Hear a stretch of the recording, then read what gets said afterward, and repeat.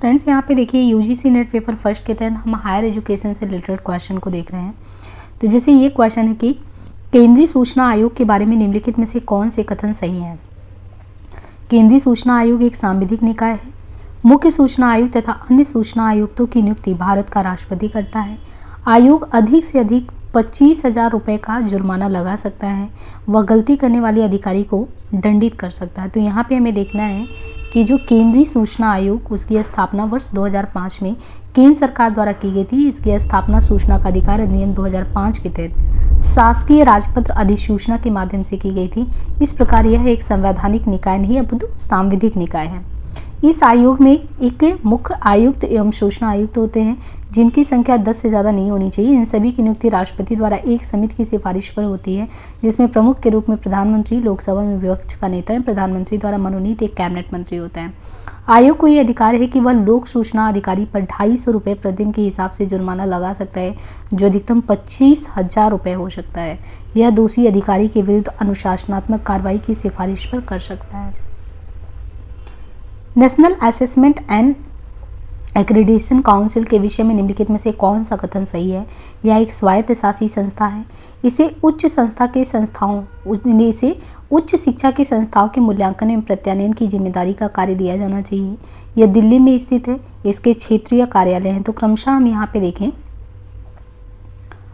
तो national assessment and accreditation council की स्थापना यूजीसी के माध्यम से सितंबर 1994 में कर्नाटक यानी बेंगलोर में किया गया था, जिसका मुख्य उद्देश्य शिक्षा के प्रसार के साथ साथ हायर एजुकेशन के संस्थानों के मूल्यांकन एवं प्रत्यायन की जिम्मेदारी का कार्य अपने वर्तमान कार्यालय बेंगलोर से ही निष्पादित करना है। इस प्रकार यह संस्था समूचे भारत में एक स्वायत्तशासी संस्था के रूप में प्रतिमान स्थापित किया हुआ है। विधि के विषय के रूप में शिक्षा की सूची में आता है संघीय, समवर्ती, राज्य सूची और शेषी शक्तियाँ। तो ये है समवर्ती सूची। स्वतंत्रता के बाद से ही भारत सरकार के लिए निरक्षरता का उन्मूलन एक मुख्य राष्ट्रीय चिंता का विषय रहा है। भारत के संविधान के तहत आरंभ में शिक्षा राज्य का विषय अर्थात राज्य सूची में शामिल था, परंतु 1976 के 42वें संविधान संशोधन द्वारा इसे राज्य सूची से हटाकर समवर्ती में डाल दिया गया। संघीय सूची यानी यूनियन लिस्ट मूल संविधान में 97 विषय थे, लेकिन वर्तमान में 100 हैं। दूसरा जो राज्य सूची है वो मूल संविधान में 66 विषय थे, जबकि वर्तमान में 61 हैं। समवर्ती यानी कॉन्करेंट लिस्ट में मूल संविधान में 47 विषय थे, लेकिन वर्तमान में 52 विषय हैं, जिनमें विधि के विषय के रूप में शिक्षा भी शामिल है। और शेषी शक्ति यानी रेजिडेंट्री पावर, इसका उल्लेख भारतीय संविधान के अनुच्छेद 248 में किया गया, जिसके तहत संसद कानून बना सकती है। निम्नलिखित में से कौन योजना आयोग का वास्तविक कार्यकारी मुखिया है। तो इनमें से कौन है जो योजना आयोग का वास्तविक कार्यकारी मुखिया है इनमें से, तो वो है जो है यहाँ पे डिप्टी चेयरमैन। भारत में योजना आयोग की स्थापना सरकार के एक कार्यकारी प्रस्तावक द्वारा 15 मार्च 1950 को की गई। योजना आयोग का चेयरमैन भारत का प्रधानमंत्री होता है, लेकिन वास्तविक कार्यकारी मुखिया डिप्टी चेयरमैन होता है। वर्तमान में योजना आयोग को भंग करके एक नया आयोग नीति आयोग राष्ट्रीय भारत परिवर्तन संस्थान का गठन वर्तमान की एनडीए 2014 से सरकार द्वारा किया गया है। संसद के 2 सत्रों के बीच का अंतराल निम्नलिखित में से किससे ज़्यादा नहीं होना चाहिए इनमें से, तो 6 महीने।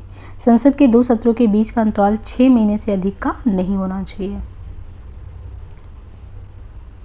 मौलिक अधिकार के रूप में निजता का अधिकार निम्नलिखित में से किसमें अंतर्निहित होता है। स्वतंत्रता के अधिकार में, जीवन और व्यक्तिगत स्वतंत्रता के अधिकार में, समानता के अधिकार में या शोषण के विरुद्ध अधिकार में। तो ये है जीवन और व्यक्तिगत स्वतंत्रता के अधिकार में। देखिए यहाँ पे जीवन और व्यक्तिगत जो स्वतंत्रता का अधिकार है, right to life and personal liberty, यह मौलिक अधिकार भारतीय संविधान के भाग 3 के अनुच्छेद 21 में इसे राष्ट्रीय आपातकाल के दौरान भी स्थगित नहीं किया जा सकता, इसलिए इसे निजता का अधिकार, राइट टू प्राइवेसी भी कहते हैं। स्वतंत्रता का अधिकार, राइट टू फ्रीडम, स्वतंत्रता का मौलिक अधिकार भारतीय संविधान के भाग 3 के अनुच्छेद 19 से 22 तक में है।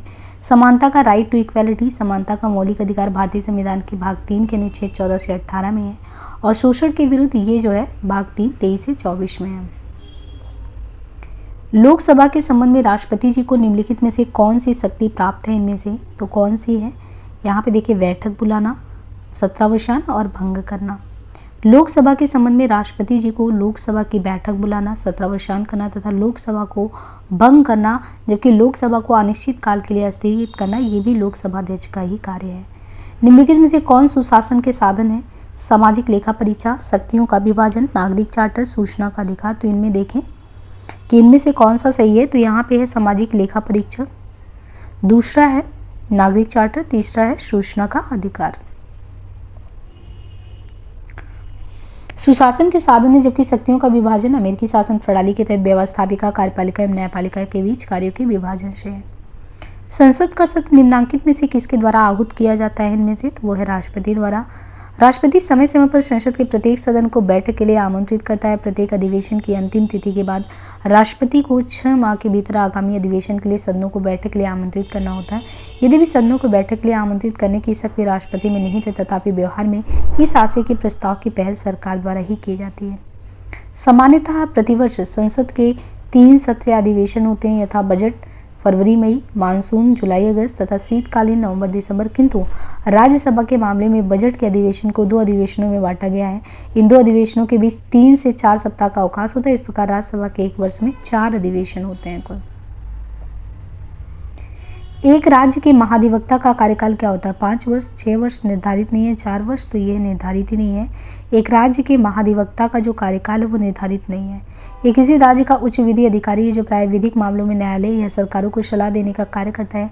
संविधान के अनुच्छेद 167 के तहत राज्य सरकार के विधिक सलाहकार के रूप में महाधिवक्ता की ही नियुक्ति होती है। निम्नलिखित राज्यों में से किस राज्य में लोकसभा की सीटों की संख्या सबसे ज़्यादा है? इनमें से तमिलनाडु, राजस्थान, पश्चिम बंगाल, महाराष्ट्र। तो ये महाराष्ट्र। निम्नलिखित में दिए गए राज्यों में सर्वाधिक लोकसभा सीट महाराष्ट्र राज्य में है 48, लेकिन इससे भी अधिक सीट उत्तर प्रदेश में 80। प्रश्नगत विकल्पों में देखिए पश्चिम बंगाल में 42, महाराष्ट्र में 48, राजस्थान में 25, तमिलनाडु में 39। लोकसभा के संबंध में निम्नलिखित में से कौन सी कथन सही है? संविधान में लोकसभा के सदस्यों की संख्या की सीमा तय की गई है। संसदीय निर्वाचन क्षेत्रों की सीमा और आकार निर्वाचन आयोग द्वारा निर्धारित किए जाते हैं। फर्स्ट पोस्ट द पास्ट जो है निर्वाचन प्रणाली अपनाई जाती है। मतों के समान रहने की स्थिति में लोकसभा अध्यक्ष के पास निर्णायक मत नहीं होता है। तो लोकसभा के संबंध में विकल्प में देखें तो डी सही है।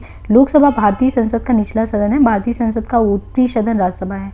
लोकसभा सार्वभौमिक वयस्क मताधिकार के आधार पर लोगों द्वारा प्रत्यक्ष चुनाव द्वारा चुने हुए प्रतिनिधियों से गठित होता है। भारतीय संविधान के अनुसार सदन में सदस्यों की अधिकतम संख्या 552 तक हो सकती है, जिसमें 530 सदस्य विभिन्न राज्यों के और 20 सदस्य केंद्र शासित प्रदेशों का प्रतिनिधित्व करते हैं। सदन में पर्याप्त प्रतिनिधित्व नहीं होने की स्थिति में भारत का राष्ट्रपति यदि चाहे तो आंग्ल भारतीय समुदाय के 2 भारतीयों को लोकसभा के लिए मनोनीत कर सकता है। लोकसभा की कार्यवधि 5 वर्ष है, परंतु समय से पूर्व भंग किया जा सकता है।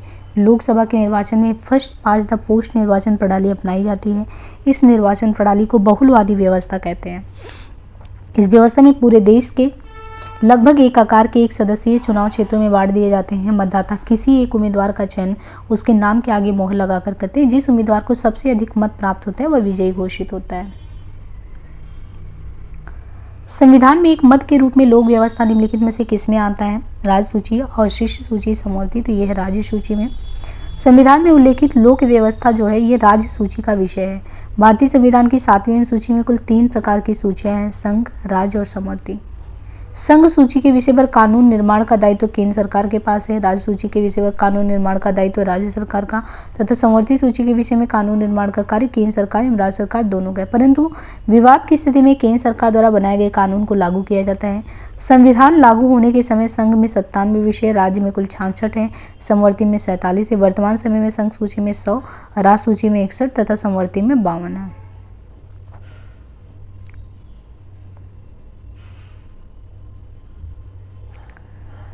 राष्ट्रीय न्यायिक नीति आयोग NJAC को निम्नलिखित में से किसने असंवैधानिक घोषित किया है? भारत के उच्चतम न्यायालय ने, उच्च न्यायालय ने, उच्च और उच्चतम न्यायालय ने, भारत के राष्ट्रपति ने। तो यह भारत का सुप्रीम कोर्ट। NJAC जजों की नियुक्ति तथा तबादलों से जुड़ा हुआ है। इस बिल को 13 अगस्त 2014 को लोकसभा तथा 14 अगस्त को 2014 को राज्यसभा में पारित किया गया, लेकिन 16 अक्टूबर 14 को 5 जजों की खंडपीठ ने 4-1 के मतदान से NJAC को असंवैधानिक घोषित कर दिया। भारतीय राजनीतिक व्यवस्था के संबंध में निम्नलिखित में से कौन सा से कथन सही है? राष्ट्रपति राज्यपाल और शासनाध्यक्ष दोनों है। संसद सर्वोच्च होता है। उच्चतम न्यायालय संविधान का संरक्षक होता है। राजनीति के निर्देशक सिद्धांत जो है ये वाद्य योग्य हैं। तो यहाँ पे हमें समझना है कि भारतीय राजनीति व्यवस्था के संदर्भ में राष्ट्रपति सरकार का मुखिया होगा, संविधान सर्वोच्च होगा, सुप्रीम कोर्ट संविधान का संरक्षक होगा और राजनीति निर्देशक सिद्धांत वाद्य योग्य नहीं होगा। भारत की अखंडता तथा संप्रभुता बनाए रखना सभी नागरिकों की जिम्मेदारी होगी। निम्नलिखित में से कौन यानी मूल या मौलिक कर्तव्य है? राष्ट्रीय ध्वज का सम्मान। प्राकृतिक पर्यावरण की रक्षा और उनमें सुधार, माता पिता द्वारा अपने बच्चों को शिक्षा के अवसर देना, राष्ट्रीय महत्व के स्मारकों और स्थलों की सुरक्षा करना।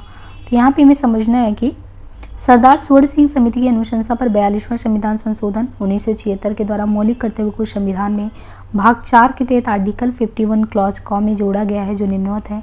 संविधान का पालन, उसके आदेश, संस्था, राष्ट्रध्वज और राष्ट्रगान का आदर व सम्मान, स्वतंत्रता के लिए हमारे राष्ट्रीय आंदोलन को प्रेरित करने वाले उच्च आदर्शों को हृदय में संजोए रखना और उनका पालन करना, भारत की प्रभुता, एकता और अखंडता की रक्षा करना, देश की रक्षा करना, भारत के सभी लोगों में समरसता और समान भ्रातृत्व भाव का निर्माण करना, हमारी सामाजिक सांस्कृतिक गौरवशाली परंपरा का महत्व समझना और परीक्षण करना, प्राकृतिक पर्यावरण की रक्षा और उनका संवर्धन करना, वैज्ञानिक दृष्टिकोण और ज्ञानार्जन की भावना विकसित करना, सार्वजनिक संपत्ति को सुरक्षित रखना, व्यक्तिगत और सामूहिक गतिविधियों के सभी क्षेत्रों में उत्कर्ष की ओर बढ़ने का सतत प्रयास करना, माता पिता या संरक्षक द्वारा 6 से 14 वर्ष के बच्चे होते हुए प्राथमिक शिक्षा प्रदान करना।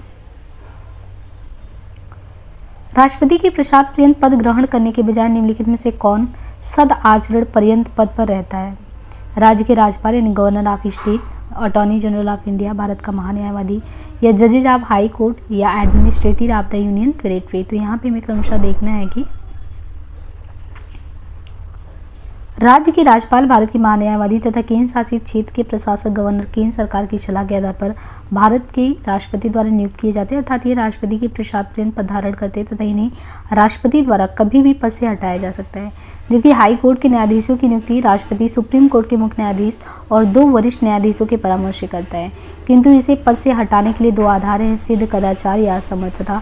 इनके आधार पर संसद द्वारा महाभियोग प्रक्रिया चलाकर राष्ट्रपति द्वारा हटाया जा सकेगा। इस प्रकार हाई कोर्ट के न्यायाधीश सद आचरण पर्यंत जो है पद धारण करते हैं। निम्नलिखित में से कौन सा कथन इनमें से सही है? तो यहाँ पे देखें, राज्यसभा एक अस्थायी सदन है जिसे केवल राष्ट्रीय आपातकाल के दौरान ही भंग किया जा सकता है। राज्य सभी राज्यों के स्थानीय हितों का प्रतिनिधित्व नहीं करता है। राज्यसभा के सदस्यों को प्रतिनिधित्व करने वाले राज्यों के निर्देश के अनुसार मतदान करना बाध्यकारी नहीं है। राज्यसभा में किसी भी केंद्र शासित क्षेत्र का प्रतिनिधित्व नहीं होता है। तो यहाँ पे हमें समझना है, राज्यसभा प्रथम बार 1952 में स्थापित अस्थायी सदन है, अर्थात इसका विघटन नहीं होता। राज्यसभा में राज्य के प्रतिनिधि का निर्वाचन राज्य विधानसभा के निर्वाचित सदस्य करते हैं। राज्यसभा राज्यों के स्थानीय हितों का प्रतिनिधित्व नहीं करता है, किंतु यह केंद्र के अनावश्यक हस्तक्षेप के खिलाफ राज्यों के हितों की रक्षा करते हुए संघीय संतुलन को बरकरार रखता है। राज्यसभा के सदस्यों को प्रतिनिधित्व करने वाले राज्यों के निर्देशानुसार मतदान करना बाध्यकारी नहीं है। 7 संघ राज्य क्षेत्रों में से सिर्फ 2 के प्रतिनिधि राज्यसभा में है। अन्य 5 संघ शासित प्रदेशों की जनसंख्या तुलनात्मक रूप से काफी कम होने के कारण राज्यसभा में उन्हें अलग प्रतिनिधित्व प्राप्त नहीं है। किसी राज्य में राष्ट्रपति शासन की घोषणा के परिणामतः अनिवार्य रूप से देखें तो कौन सा तात्कालिक रूप में अनिवार्य नहीं होता? राज्य विधानसभा को भंग किया जाना, राज्य में मंत्रिमंडल की बर्खास्तगी किया जाना, राज्य प्रशासन को केंद्र सरकार द्वारा अपने नियंत्रण में लेना, या नए मुख्य सचिव की नियुक्ति करना। तो हमें यहाँ पे क्रमशः देखना है कि राज्य में संवैधानिक तंत्र के विफल हो जाने पर राष्ट्रपति द्वारा अनुच्छेद 356 के तहत जारी की जाने वाली उद्घोषणा को आम बोलचाल की भाषा में राष्ट्रपति शासन कहते हैं। किसी राज्य में राष्ट्रपति शासन की घोषणा के परिणाम निम्नलिखित तात्कालिक रूप से अनिवार्य नहीं होते हैं: राज्य विधानसभा को भंग किया जाना, नए मुख्य सचिव की नियुक्ति करना। भारत में नागरिक केंद्रित प्रशासन में निम्नलिखित में से कौन सी बाधाएं आती हैं? तो भारत में नागरिक केंद्रित प्रशासन में कौन सी बाधाएं आती हैं? सरकारी नौकरशाहों की सख्त और अनम्य अभिवृत्ति, कानून और नियमों का अप्रभावी क्रियान्वयन, नागरिकों के अधिकारों और कर्तव्यों के बारे में जागरूकता, युवाओं के लिए नौकरी के अवसरों का अभाव। तो हमें यहाँ समझना है, भारत का प्रत्येक नागरिक सरकार में सेवा प्रदाता विभाग से यह अपेक्षा करता है कि उसे वांछित सेवा शीघ्र बिना किसी अवरोध के समय पर प्राप्त हो, लेकिन निम्नलिखित कारणों से इन सेवाओं में बाधाएं आती हैं। नागरिकों में गुणवत्तापूर्ण जीवन जीने की व्यवस्था कुछ लोगों तक ही सीमित रहती है। सरकारी नौकरशाही की सख्त और अनम्य अभिवृत्ति, कानूनों और नियमों का अप्रभावी क्रियान्वयन, सक्रिय और प्रभावी शासन तंत्र का अभाव, राजनीतिक प्रक्रिया में निष्क्रियता, सिविल सेवा पेशेवर लोकाचार का अभाव, प्रशासन द्वारा चुपचाप एक दर्शक बना के बैठे रहना, यानी बना बैठे रहना। यहाँ पे क्वेश्चन है कि यूजीसी में विश्वविद्यालय अनुदान आयोग में शिक्षा में मानवाधिकार और मूल्य नामक स्कीम है। इसकी स्कीम के तहत मानवाधिकार और कर्तव्य शिक्षा संगठित के संदर्भ में कौन सा कथन इनमें से गलत है? शोध क्रियाकलाप को बढ़ावा देना, समाज और शिक्षण संस्था के बीच परस्पर संवाद विकसित करना, विद्यालय में स्कूल और स्वास्थ्य चिकित्सा केंद्रों की स्थापना करना, नागरिकों को जागरूक बनाना ताकि मानवाधिकार के प्रतिमान और मूल्यों का उपयोग किया जा सके। तो यहाँ पे हम देखें जो यूजीसी है, यूजीसी में शिक्षा में मानवाधिकार और मूल्य नामक स्कीम है। इसकी स्कीम के तहत मानवाधिकार और कर्तव्य शिक्षा के संगठन के संदर्भ में देखें तो विद्यालयों में मूल्य और स्वास्थ्य चिकित्सा केंद्रों की स्थापना करने का उल्लेख नहीं है। निम्नलिखित में से कौन सा कथन राष्ट्रीय शैक्षिक नियोजन एवं प्रशासन संस्थान एक मानित विश्वविद्यालय की गतिविधियां स्थितियों को सही ढंग से वर्णित करता है? शिक्षण के नियोजन एवं प्रबंधन में क्षमता निर्माण एवं अनुसंधान, शैक्षिक नियोजन एवं प्रशासन किसी केंद्रीय विश्वविद्यालय की तरह भारत सरकार द्वारा पूर्णतः अनुरक्षित शैक्षिक नियोजन और प्रशासन का एक सांविधिक संस्थान। तो यहाँ पे देखिए राष्ट्रीय शैक्षिक नियोजन और प्रशासन संस्थान शैक्षिक योजना और प्रशासन के क्षेत्र में केंद्रीय मानव संसाधन विकास मंत्रालय द्वारा स्थापित एक प्रमुख संगठन है जो शैक्षिक योजना एवं प्रबंधन के क्षेत्र में क्षमता विकास और शोध कार्य में संलग्न है। निम्नलिखित कथन शैक्षिक नियोजन और प्रशासन संस्थान एक मानित विश्वविद्यालय की गतिविधियों को सही ढंग से वर्णित करता है। शिक्षण के नियोजन एवं प्रबंधन में क्षमता निर्माण और अनुसंधान किसी केंद्रीय विश्वविद्यालय की तरह भारत सरकार द्वारा पूर्णतः अनुरक्षित।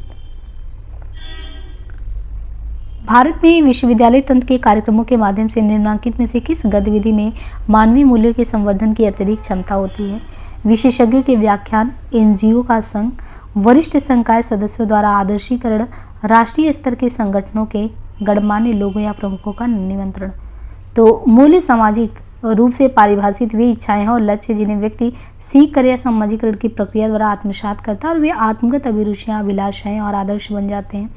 मानवीय मूल्यों के नियमन एवं विकास में आध्यात्मवाद, ईश्वरवाद, नियतिवाद एवं परलोकवाद आदि धार्मिक एवं दार्शनिक सिद्धांतों का समुचित योगदान होता है। भारत में विश्वविद्यालय तंत्र कार्यक्रमों के माध्यम से वरिष्ठ संकाय सदस्यों द्वारा आदर्शीकरण द्वारा मानवीय मूल्यों का संवर्धन कराया जाता है क्योंकि मूल्यों का अत्यधिक विकास अनुकरण के ही माध्यम से जो है प्रभावी होता है।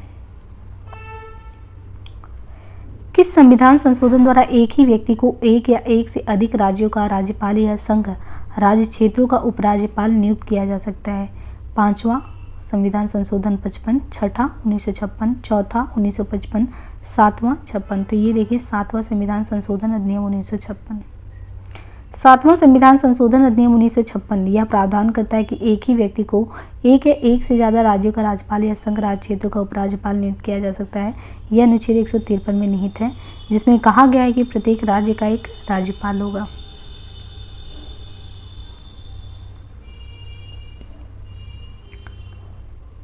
उच्च शिक्षा में स्वायत्ता का अर्थ निम्न में स्वतंत्रता होती। Autonomy in higher education implies freedom in higher education में जो है ऑटोनॉमी का अर्थ क्या है? ऑटोनॉमी का अर्थ क्या है? निम्न में स्वतंत्रता यानी पॉलिसी मेकिंग, करिकुलम डेवलपमेंट, पाठ्यक्रम विकास, फाइनेंस यानी वित्त, एडमिनिस्ट्रेशन। तो इनमें होगा करिकुलम डेवलपमेंट यानी पाठ्यक्रम विकास।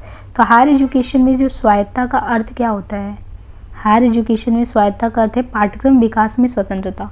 प्राथमिक एवं माध्यमिक के बाद यह शिक्षा का तृतीय स्तर है जो प्राय ऐच्छिक होता है। इसके तहत स्नातक, प्रस्नातक एवं व्यावसायिक शिक्षा एवं प्रशिक्षण आदि ये आते हैं क्रम से।